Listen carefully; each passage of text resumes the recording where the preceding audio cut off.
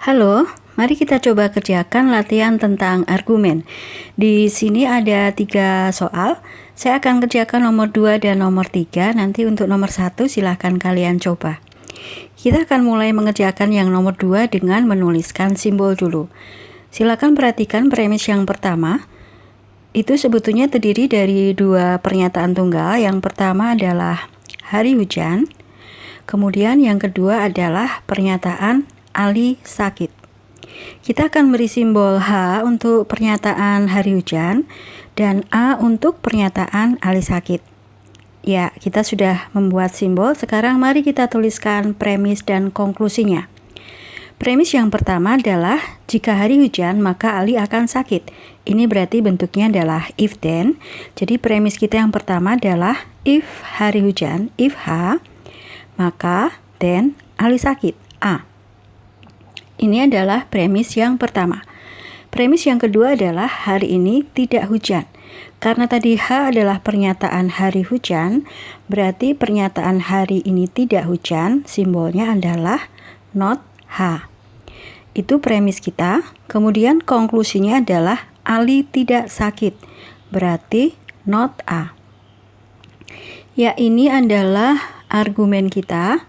Premis yang pertama adalah if H then A, kemudian premis yang kedua adalah not H, lalu yang ketiga adalah konklusinya yaitu not A.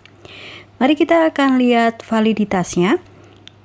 Seperti tadi sudah disampaikan, berarti kita tidak bisa langsung melihat valid atau tidaknya dari argumen. Kita harus membuat sebuah pernyataan yang berbentuk if then. Jadi begini, kita tulis kecil-kecil ya. Kita akan membuat sebuah pernyataan yang bentuknya if then, di mana semua premis kita gabungkan dengan kata sambung and, itu kita tuliskan di bagian sebab. Jadi premis kita yang pertama adalah if H then A. Ini premis yang pertama. Kemudian and, premis yang kedua adalah not H. Premisnya cuma 2, berarti sudah ini ya. Kemudian then, konklusinya not A. Ya, kita akan menggunakan metode pengandaian salah untuk menentukan valid atau tidak. Ya, pertama kali ini kita andaikan salah dulu. Kemudian kita akan menentukan nilai kebenaran untuk masing-masing simbol. Saya akan tuliskan di sini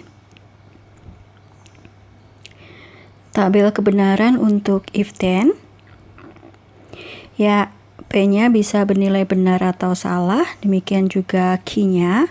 Jadi ada 4 kombinasi. Kemudian masih ingat di mana yang nilainya salah? Ya, untuk if then hanya ada satu kemungkinan, yaitu pada saat sebabnya benar, akibatnya salah. Untuk yang lain, dia nilainya adalah benar. Jadi, karena pernyataan kita bentuknya if then, dia akan bernilai salah. Hanya ada satu kemungkinan, yaitu pada saat sebabnya ini benar dan akibatnya adalah salah. Nggak ada kemungkinan yang lain. Kita lanjutkan di sebelah kanan dulu. Kalau not A nilainya salah, berarti A sendiri nilainya adalah apa nilainya? Ya, nilainya adalah benar. Oke, sekarang kita akan ke sebelah kiri, ke bagian sebab. Kata sambungnya adalah and. Dan kapan n itu nilainya benar, saya akan tuliskan di sini. Ya, PNQ itu akan benar hanya kalau dua-duanya benar. Untuk kemungkinan yang lain dia akan nilainya salah. Ya, jadi hanya di sini aja. Jadi supaya if H then A and not H ini benar, maka syaratnya hanya ada satu kemungkinan, yaitu dua-duanya benar. If H then A harus benar, dan not H sendiri juga harus benar. Kalau not H benar, berarti H-nya bagaimana? Ya, harus salah. Kita sudah punya H di sini salah, dan di sini A-nya benar. Kita akan pasangkan ke sebelah kiri. Kita boleh mulai dari H dulu, boleh mulai dari A dulu. Misalnya kita mulai dari H dulu. H ya. Berarti di sini hanya adalah salah, berarti di sini juga salah. Kemudian if H then A harus benar, tetapi hanya harus salah. Nilainya harus benar, tapi penyebabnya harus salah. Jadi akibatnya bagaimana? Bisa benar, bisa salah. Karena di sini sudah ada A, sudah nilainya benar, maka di sini juga harus kita isi sama dengan ini karena kita boleh memilih. Ya. Berarti di sini juga harus kita isikan benar. Ya, mari kita cek apakah ada yang tidak cocok. Di sini hanya salah, di sini juga salah. Di sini hanya benar, di sini juga benar. Berarti semuanya cocok, tidak ada yang tidak cocok. Karena semuanya cocok, kita katakan bahwa pernyataan ini adalah tidak valid. Ya, karena pernyataan ini tidak valid, maka argumen kita yang di sini tadi juga tidak valid. Paham? Mari kita ke nomor 3.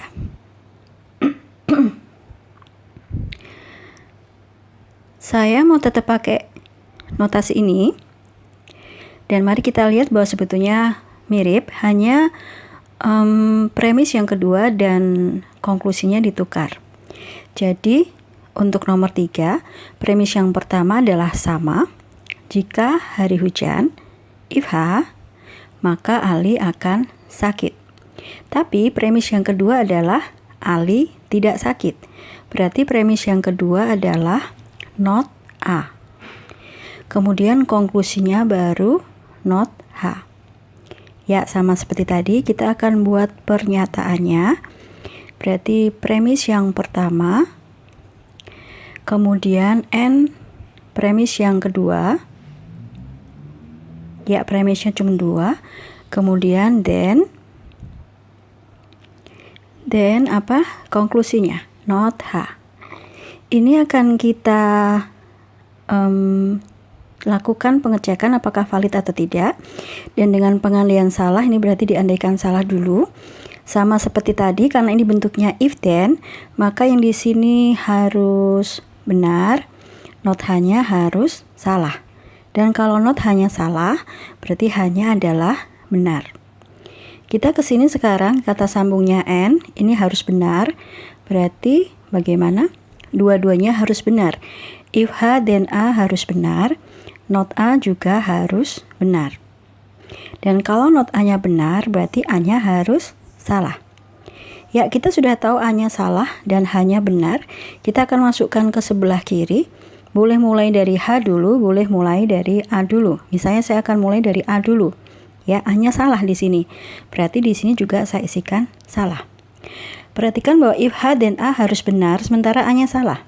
Yang benar itu berarti ada 1, 2, 3. Tetapi akibatnya harus salah. Akibatnya harus salah, berarti hanya yang ini.